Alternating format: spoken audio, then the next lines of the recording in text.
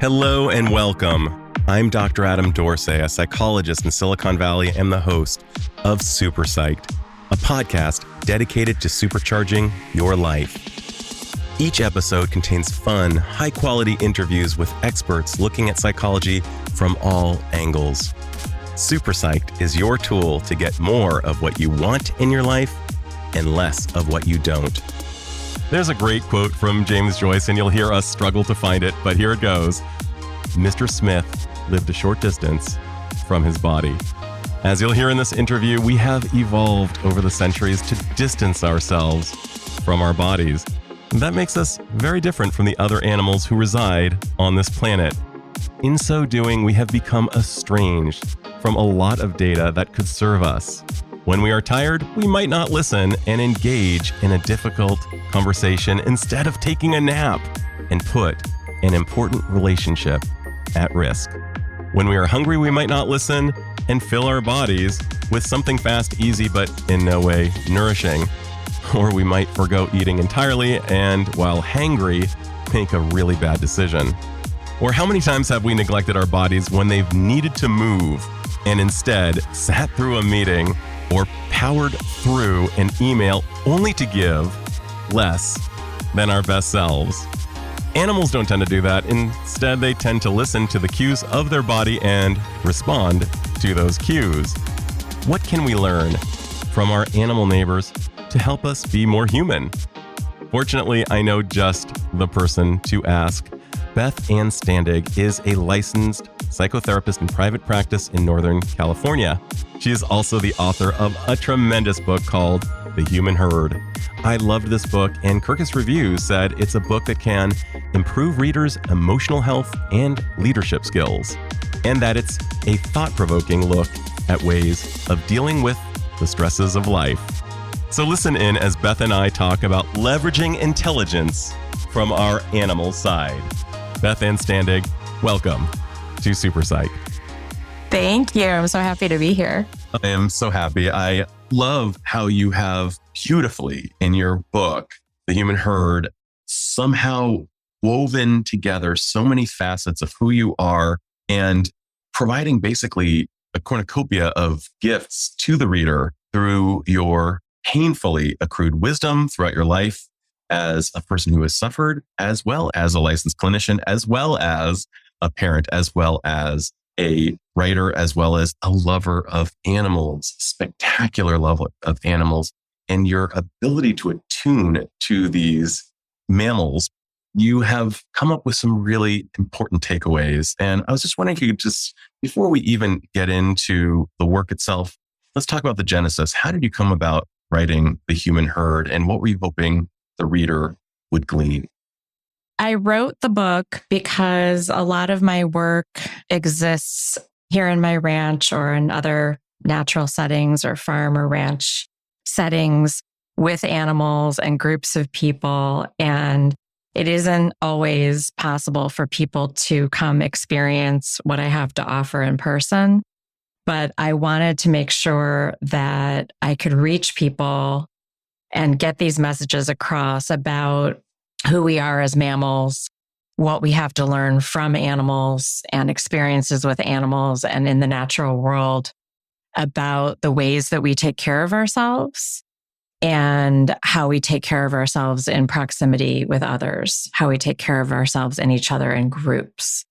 And so if you can't have one of those experiences in person, you could certainly read about it and at least have, it's a welcome point into a new way of thinking and interacting and living. And as I was inspired to write the book, which was actually turned out to be really challenging, because how do you take language and help come to life in a way where people actually have an experience? And so I formatted the book through with story being a foundational part of the book, because that is, and it has been throughout human history, one of the ways that our experiences stay alive. The story itself, I couldn't True agree more. story. I mean, the magic words are once upon a time, and you immediately got people. And that certainly happened when I was reading your book, and I was so taken with your human and your stream vulnerability, which we now know is the precursor to courage, that you showed up with in such a big way, and your observations of animal behavior and how we have kind of catapulted ourselves away from our natural instincts, and how you were able to bridge that gap by observing and listening carefully, observing how animals behave and how we may have forgotten certain elements of our own nature. Can you describe, first off, that experience of noticing animal behavior, and then perhaps pivot to what have we forgotten and what do we need to remember? Animals have been a central part of my life, and I would say a stabilizing part of my life since I can remember.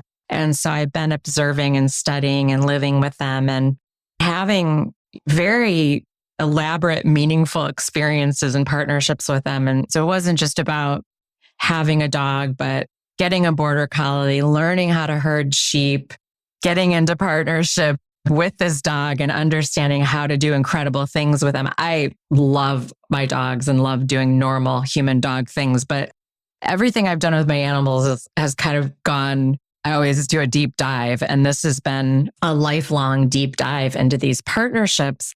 And I noticed at a really young age the discrepancy between those partnerships with the animals and then what it felt like with other humans, and what I observed the animals doing with each other in terms of their, I would now call it their culture, the norms of their relationships, and how stable and pure and honest they seemed versus what I noticed in the human world. And I have very early memory of studying that and being aware of that and feeling more inclined to be with the animals. It felt safer to me, and it stayed that way for a long time. I stayed connected. I didn't go live with the wolves, but I felt like I could have, but I did notice a pulling away from humans at a pretty young age around trust and openness and keeping people at arm's length. I think I did that at a pretty young age and continued to do it because the differences that I saw and experienced were so profound, and I didn't trust the human way. I didn't. And I didn't have trustworthy people around me, and I watched people treat each other so poorly. Yeah, you really boldly outlined some of the things that were your childhood, and it was quite chaotic in nature, and stabilizing forces like a horizon that you could look at to keep yourself from feeling seasick was really not super present for you. So it sounds like the stabilizing element was the animals. What are some of and I love the way you describe them as being very honest in a way that perhaps we are not. Yeah. What are some things that we as human animals can aspire to that are perhaps virtuous and just kind of normal animal behavior that we need to reclaim? It really starts with this basic piece that the attention to needs. And you have to slow it down to really get this, because some of these words are so saturated that we don't even hear them. But radical self-care means that when your body signals to you that it has a need, that you actually listen to it and attend to it in the moment so that you can continue your survival. And it's as simple as how you adjust your body, or take a drink, or go to the bathroom, or slow down a conversation, or breathe, that we actually don't do. We suppress the signals, we suppress the needs, and we're taught to do that at a really young age. And just starting there, we are not even honest with ourselves about our own needs. We are in a pretty significant state of denial and disagreement with the messages from our bodies. You have to slow it down to think about it, but we actually have to relearn how to listen to the signals of our bodies and be honest with ourselves about what our bodies are telling us all day, every day. And we suppress all of that, which just creates pretty constant state of tension and stress and sometimes trauma. And we're doing that to ourselves physically, emotionally, relationally. in our families, in our work group all the time. It's a part of the norm of human life now is suppress the needs of the body and not make those adjustments so that individually our systems are in a state of stress and relationally our systems are in a state of stress. So I watch the animals do, and I live on a ranch with a lot of different animals and some non-mammals. I do have birds. I have chickens. I'm actually a total failure of chickens. I could write a book about chicken stories. Yeah. I was a good culture leader of chickens, not loved the experience, but I watch them and live with them and learn the ways that they radically take care of themselves and also how they take care of the ease of the relationship with each other. So they're in a state of feedback all of the time where they're signaling to each other and negotiating needs so that they can be together, but in a state of ease. And that's what I study. I study how do individuals radically take care of themselves and what does that look like so that increases the chances of their survival. And then how do groups do the same thing? How do they take care of themselves in proximity to each other while maintaining proximity? How do they stay together and take care of themselves as individuals? And how do they need each other? And so you think about mammal groups, they've continued to survive as long as humans don't interfere. They do a very good job of surviving and evolving. And infighting is minimal. Whereas in the human herd, if we look at what has happened to us in terms of mental illness, physical illness, stress injuries, trauma as individuals, and then the way that we infight within our groups, both family, work, political, community, there's so much of that. So there's a lot to learn. What are they doing that's different that allows them to have these sustainable cultures and healthier physical, emotional lives especially in their natural setting? And where have we lost those capacities? And I'm thinking of concentric circles that start with self and kind of make their way outward. And then I'm thinking about what you're saying in light of the fact that so much of disease, whether it's within ourselves or interpersonal or societal, as we get larger and zoom out, comes from the not listening process, the not listening in general. And we've so overvalued our minds and tried to differentiate ourselves from the animal kingdom that we've forgotten kind of who we are and how important it is to listen. When we have a baby, any good parent knows that when the baby cries, we do one of three things on average: you change the baby, feed the baby, or let the baby sleep, or help the baby sleep, I should say. And we don't do that for ourselves. And you, as a fellow therapist, can probably affirm this disease. Something that I see in my office very often is they look at me and they say, I knew this was a bad decision to make. My body was telling me so. Marrying this individual, taking this job, moving to this place, whatever it might have been, but they didn't listen because they wanted to override it. Yeah. And the animals don't do that. They don't do that. No, they don't. And when we ask them to, they express behaviorally, non-verbally, what look like they will express and give feedback to us. Right. The same way our children try to. So you see filter. Lots of external signals, and we could call them like symptoms when things are out of balance. And those are actually really important signals, that messages that if we listen to them and make some adjustments, then things can go back to ease. And so that's what my work is really about, is looking where pressure increases in any system. It's a signal that something's out of balance. And anxiety would just be a mental health symptom, which of course can turn into a disease or a disorder, but it's the sense of the system being flooded. And so it's out of balance. And when we notice those signals and we make adjustments, then it can go back into balance. And so we've really overcomplicated this. And then in doing so, our diseases have gotten overcomplicated. They've become more complex. And I find it so interesting, perhaps even ironic, that we know deep down that not being listened to, not being seen, not being truly heard is one of the most painful of life's experience. And yet we do that with ourselves and with our loved ones all the time. We all the time. discount what we are feeling towards ourselves, and we discount what our significant others might be feeling. Our significant other may say something very important. We might say that's not true. And it's like, well, actually, there is an intersubjective reality in which that is true for my partner. And I'm wondering, what are some basic things that we can do to listen better to our bodies, perhaps even to each other, that you've learned from the animals? What are some clear directions that we can take to improve our lives based on these observations? I think what you brought up about the mind overriding the body signals is really important, because I think there's a few things. The crowdedness of our thought processes. We're really prolific thinkers.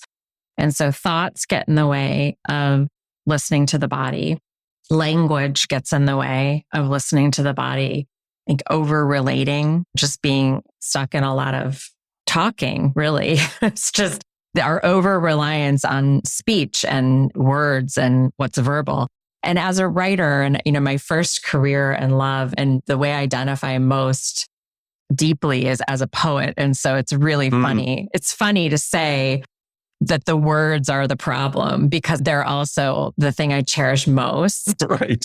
However, they really do numb and cloud and drown out, mute what those signals from the body. And then the other part is our busyness.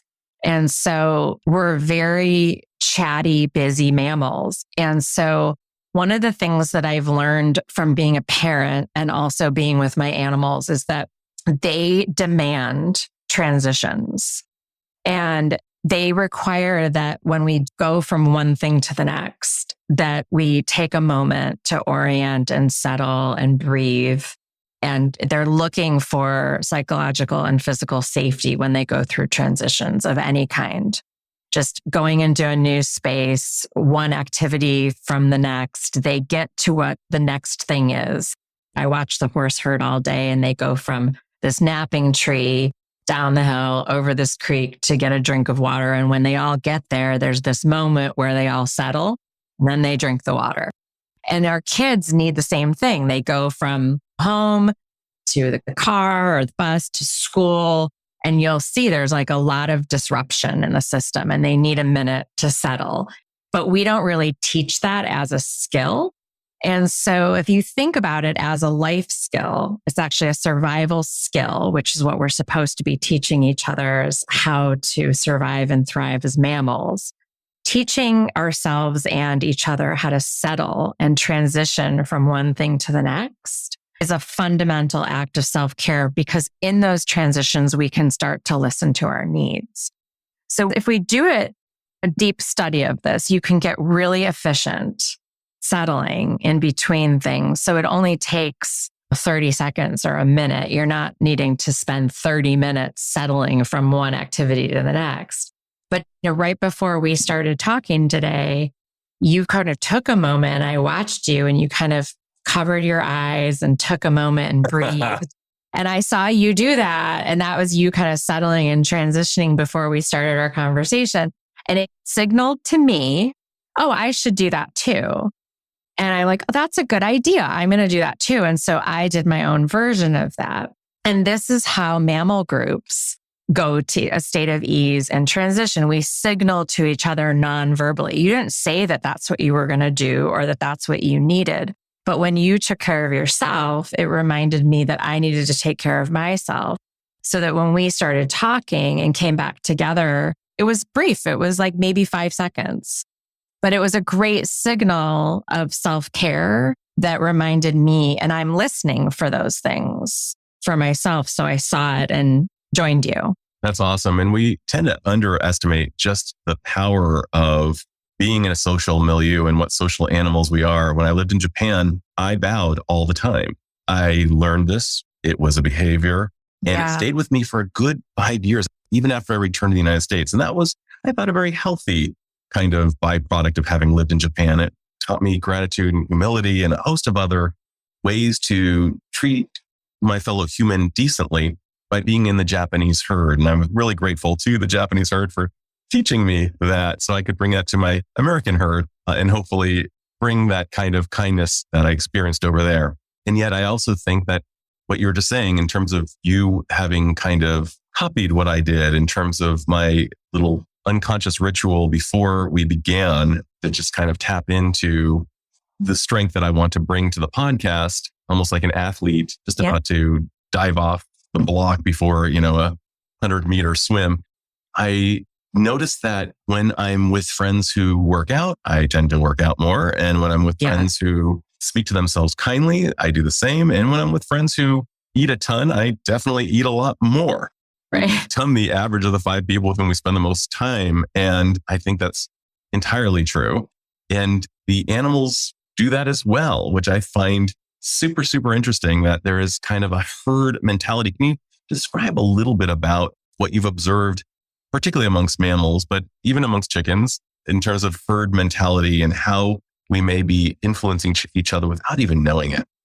That mirror neuron phenomenon of in the horse herd, they're signaling to each other to be in a state of ease, because the survival equation of overusing energy makes no sense. So you want to get to a calm nervous system as fast as possible. And so they use what we call in the equine world calming cues. So they lick and chew and drop their heads. The signal is, the translation would be rest and digest. It's okay to go back to grazing. And so they'll start to do it, which triggers that parasympathetic shift. And then the others see it, and that mirror neuron piece will trigger in the other to start doing it too. And so you'll watch the herd go from a state of dysregulation because something in the system has changed. And then as soon as somebody has assessed that it's safe to go back to ease, they'll start to express that with their body language and start to look around to graze and forage again. And you'll notice the whole herd follow that. And so it's a moment of leadership where the first nervous system that starts to relax then signals to the rest. And the idea is that we want to sync up with the most stable nervous system as fast as possible because it's in our survival interest. And so whoever you spend time with, if you're spending time with really stable nervous systems, you're likely to have more ease. And if you're working on, so your culture is going to shape you. And if you're working on that, that's going to shape your culture. So when I'm working with groups, I do a lot of corporate work and I work with a lot of executive groups and do culture work. I'm aware that when I go into a space, whether they're here at my ranch or I'm going on site to their locations, which I do actually like to do so I can see where people are working, I'm aware that I'm bringing my nervous system as a tool into that space. And I want to feel what their culture feels like in my nervous system. Basically tell you what maybe some really important data. So like this might be real food for thought for this group. Exactly. Like, what is it like to be around you? What do I notice? Does my instrument get all wonky by being in this space with you? Yep. And then how quickly will you sync up with me if I just make a radical decision to take care of myself and really do a lot of stabilizing of myself? Will that group sync up with me? And there's a lot of information and testing that out and getting a feel for that. And so we really are in any given moment able to shape culture. If you think about culture a little differently about, is this a group that can quickly get to ease, have a commitment to ease, and shape our relationships so that we are using each other, utilizing those relationships to have safety and stability? Let's go there for a minute. Okay. We're talking about how we influence each other. And one of the things that you do is you consciously tune in to the felt experience of the group to let you know what they may be feeling. And then you also try to emit something that might be in some ways very helpful to them. How do you tap into that? What are some things that the listener might be able to do to really, really tap into their desired states so that they can emanate that and perhaps even regulate their family around the dinner table? This idea of settling in or these transitions, I really can't stress enough how important this is. And slowing down those transitions and sometimes even redoing them all of the times that I'm working with people we do this exercise and we continue to do the exercise of settling in. It's the introduction to my book. And it was a lesson that was taught to me by my daughter when she was 3 years old. And she put words to a need. I knew I had that need, but she put language to it where she was still connected to her animal instincts enough. They hadn't been socialized out or through our education system or by me and my parenting, or that hadn't been suppressed enough. And she had words. And that's the term she used for it. And it was, it was a sentence that changed a lot for me, which was, "Mommy, I need a minute to settle in." Oh, so good. I read it, still so good. It took me to my knees. It was one of those peak experiences of my life. I was able to hear her and I knew what it meant and I could hear myself. And all of a sudden it became very crystallized how much of a need it is for others. And so when I'm working with people, you start to see people either in a state of they're flooded or they start to go numb. So they're either like dysregulated externally and things start moving really fast and emotionally up and down, kind of doing a lot of this non-verbally. And I picture everyone as a horse. And so I'm not really listening to the content of what's being said so much as what it feels like to be in the presence of just these other mammals. And so when I notice that things start to feel off balance, I'll interrupt it and say, like, let's just take a minute and step back, stand up, move around, come back to your seat, take some breaths. If I start a group, I will arrive. All this small talk happens. Everyone is ready to go. And I'll have everyone leave and re-arrive. But they're going to leave and go settle in with themselves, take some breaths, walk around, actually take care of yourself, and then come back. And so when people come to the ranch, they arrive, they do all the arriving and they say they're ready. And I actually send them away for 30 minutes to go get oriented and transition into being in the space. And what happens for them is usually they say it's pretty life-changing. They've never been asked or offered or invited or given the gift of transitioning so that their whole self could actually come into balance. Oh, I love that so much. And one of the things that you're describing, especially out of the mouth of your 3-year-old teacher who said, "Can I just take a minute?" I love that so much. And I'm also just really hit by this idea of listening to animals. I erroneously concluded that cats sucked back in the day. And I'm such a convert. I love cats so much. Me too. I was like not a cat person. Totally not a cat person. But I know. I think of the context is so funny and something that in a recent development in my relationship too. So I used to treat them like dogs. I would rub their tummies and they'd bite me. And I'd say, "See, they suck." And what I didn't know is you don't treat a cat like a dog. Right, because they're not a dog. They're not dogs. And I still wanted them to be dogs. And then I developed an incredible relationship with Yoda, the amazing cat who transformed my life, and then subsequently Max. And now I've got this hilarious Miri who I have a great relationship with. And I'm still learning. My wife just watched the Netflix special on cats and she said, "Well, honey, one of the ways that you can really let the cat know she's safe is let her sniff you." I said, "That's like, she knows me now. I mean, no, I don't need to just, honey, seriously, let her sniff." So I put out my hand and she offered me her head just the way a cat was supposed to. And I thinking to myself, I've been in relationships with cats for nearly 2 decades. There's still so much I need to learn, apparently. And I think that one of the things, whether we're raising children, when we're attending to ourselves, when we're attending to horses, whomever, whatever, it requires a humility. And I did not rock the humility initially when my wife came to me. I had what's called the writing reflex. I was like, "Well, they're not going to tell me. I know more about cats than just about anybody."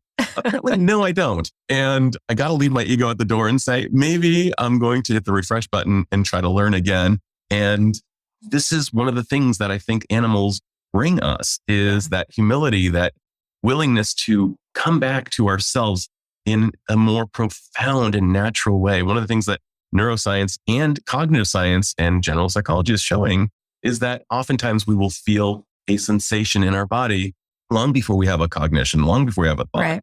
long before we engage in a behavior, not long, but long relative to Right. that little short timeline. and that the idea that the trauma is stored in our body and that we need to get back into our bodies as well as into our minds. And it's not you as a poet saying, I declare that words are king or queen, or that words are merely peasants. Words are tools and to be loved, and they aren't everything. In fact, there is so much that we can uncover. And I don't hear you going kind of binary saying one is better than the other. You're saying that we need to use both of these things as human mammals. I really was very systems trained, and to think systemically, work systemically, study systems, and to look for where things are out of balance rather than where things are right or wrong. Yeah. And so it isn't about subjugating words to the gutter, or what I think we did during a whole era of human development, especially through kind of Victorian industrialization, where we actually just suppress the body. We don't have a body. Actually, like below this turtlenecked shirt, there is no body. Like we're going to like cover it. I've got to play on that for a second. Wasn't there a great poet from Ireland who had a quote like, Mr. Smith lived several feet from his body? I forget how it goes. Yeah. I think it was James Joyce who wrote something about some guy who lived far away from his body. Far away from his body. Yeah, exactly. I mean, it can go in either direction. You know, I think in that age of reason, we swing wildly during certain eras where something is popular to believe. And being trained systemically is, I don't really trust extremes in any direction. And so I'm always, where's the swing state? Where's the place where people are trying to find some balance? That is what the natural world does. It's trying to come into a state of equilibrium. And so, and homeostasis. Internally, though, what is your hypothesis? Where is the swing state within us? If we could attend to one thing at any given time, what might that be to kind of bring us back in that rest and digest, that yummy part of our parasympathetic nervous system when we're kind of getting a little out of whack? I love this question more than maybe any question that anyone's ever asked me. And the answer that's coming to me might be like my favorite thing that's ever come into my mind. So this is like a great moment. I'm stoked.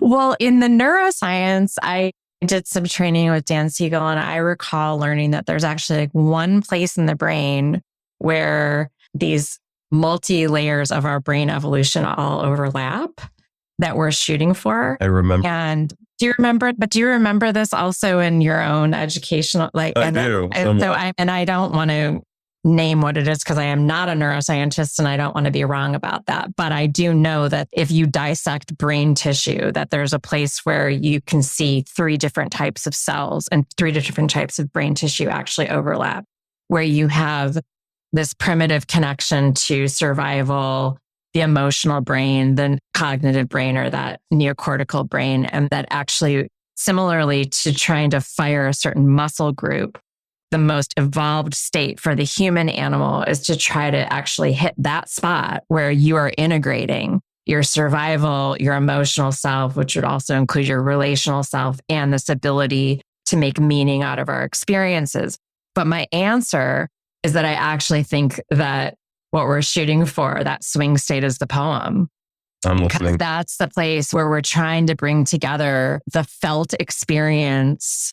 And it's probably other forms of art as well, where it's about connection to self, connection to other, the desire to take my internal world, make meaning, and connect to yours through language, but through felt experiences and emotional experiences. And that's why I fell in love with poetry at a really young age. So I stay in love with poetry. It's really the work that I do now. There are many times where I'm standing there with people and horses and in this natural setting, and we're having emotional, relational experiences, putting language to them and connecting with each other. And I'll think to myself, I'm living a poem right now. There are these moments where I'm aware, I think we're hitting all of those right now. And that would be like the place that I'd call the swing state, where like we're in balance with the parts of ourselves. If we could keep shooting for that, that's where the human animal has the best chance of evolving to a state where it'll survive. I always go back to survival and things being needs-based. So what do we want to be developing and evolving in ourselves that's actually going to increase the chances we survive? I think it's that swing state. Love that. So I'm going to have to ask you, what is a poem or a song? Because I mean, songs can save lives. Is there a poem or a song that has saved your life? Oh, like all of them. I mean, I can't even think of. So that's been part of your salvation in addition to animals, it sounds like. Yeah, art. It's been massive. I mean, the poetry of Emily Dickinson, I don't even know where to start with that. That's just such a books and writing and poetry and music, visual art, photography. Like those have been all of the places that allow me to drop into a place in myself where I can access all of those parts. So I can stabilize and stay awake and alive inside. Yep. And then I'm able to be hopeful enough to go back into the mix and try another day and be part of the solution.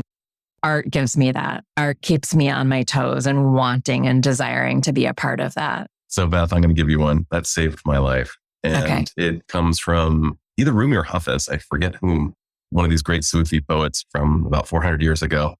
And it relates perfectly to what we're talking about. When a dog comes running up to you, wagging its ecstatic tail, you whisper in its ear, "Beloved, I'm so glad you're happy to see me." Like for me, that image, that there's something so rich about having a dog come running up to me, wagging his ecstatic tail, happy to see me. And just like that is one of those great moments in life. And hopefully we can experience that interpersonally. I read somewhere yesterday that you want to feel about your beloved the way you feel when your most desired food arrives at the restaurant. You want there to be just beautiful. Like, this is going to be great. Music is definitely also, I'm definitely, a brother from another mother in this way. And that, I mean, music has saved me. Certain phrases have really made a difference. And for sure, Yoda, my cat, taught me my inner perv. And he taught me how to be an introvert. And I needed that so badly for self-realization. And Yoda remains my most beloved animal of all time. And Wow. It's interesting. You said that about cats and a lot of things. And I look at this about myself and I still have a little sorrow. I would even say I laugh about it, but I do have a little sorrow that the reason I wasn't a cat person was because they're harder to influence. And the reason they're harder to influence is because their self-care is even more intact than dogs. And maybe even more intact than horses. And as predatory animals that have an incredible self-preservation, they are radically committed to themselves. And I didn't like that. And the same thing was true for a long time. And I write about this in my book with mares, with female horses, because they are way more committed to take care of themselves. All mammal groups are matriarchal. And the females, they really teach self-care even more so than the males. And I stigmatized. Didn't like it. Yeah. I didn't like it. And I'm so glad I have evolved as a person enough to value self-care and to look to those animals actually as teachers. So I love that, that purr and how do we notice what they need and then think about for ourselves, how does that match what I need? When I watch them take care of themselves, what can I learn about how I can do that better? How I could do that in a more committed way for myself. So my final question for you, you have suddenly been conferred the magical abilities of a wizard. You can give to the planet, all humans, one insight or one skill that would massively improve their lives. What would that insight or skill be? And how do you imagine it would impact the individual as well as perhaps society at large, AKA the human herd?